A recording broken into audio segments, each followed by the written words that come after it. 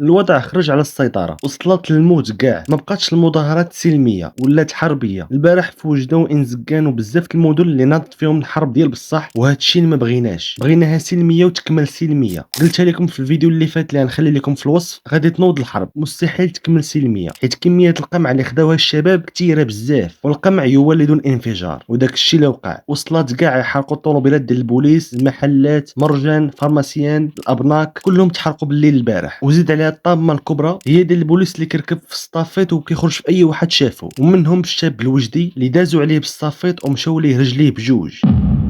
خوتي ها هو الدري قطعوا له رجلو، ها هو خوتي الدري قطعوا له رجلو، ها وطاو عليها خوتي، طاو عليها. شوفوا رجلو فين راها طايره خوتي.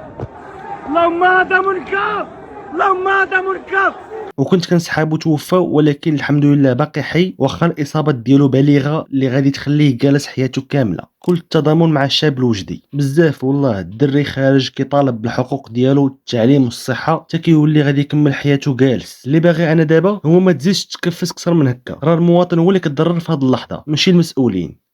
الا حرقتي طارود الزبل ولا مركز تجاري ولا بنكه، راه المواطن هو اللي كيتضرر. والله الا البارح كنشوف في السوشيال ميديا اش واقع، وليت كنطلب يا ربي غير يبقاو عايشين. الا مات غير واحد راه البلاد كامله ماتت، الا مات واحد صافي تماك ما تقدرش ترجع للور. واخا تبغي تحبس غادي تحس بتانيب الضمير، حيت واحد الشاب مات وهو كيدافع على الحقوق ديالو. الحاصل هو نبعدوا على الصداع الا بغينا المطالب ديالنا تحقق. ما حد الصداع نايض راه كيديروها سبه باش يميكوا علينا، ما بغاوهاش السلميه، ندوزو نقاطعوا اي حاجه كتعلق بالمسؤولين وكذا. كاس افريقيا ديال الاخنوش، اي حاجه كتعلق بالمسؤولين اللي دايرين هذا الشيء. المهم نبعدوا على الصداع ما امكن. راه ما بغيناش نوليو بحال سوريا والعراق، كنبغيو بلادنا ولكن بغيناها تكون في احسن الاحوال. لايك وسبسكرايب ونتلاقاو في الفيديو الجاي.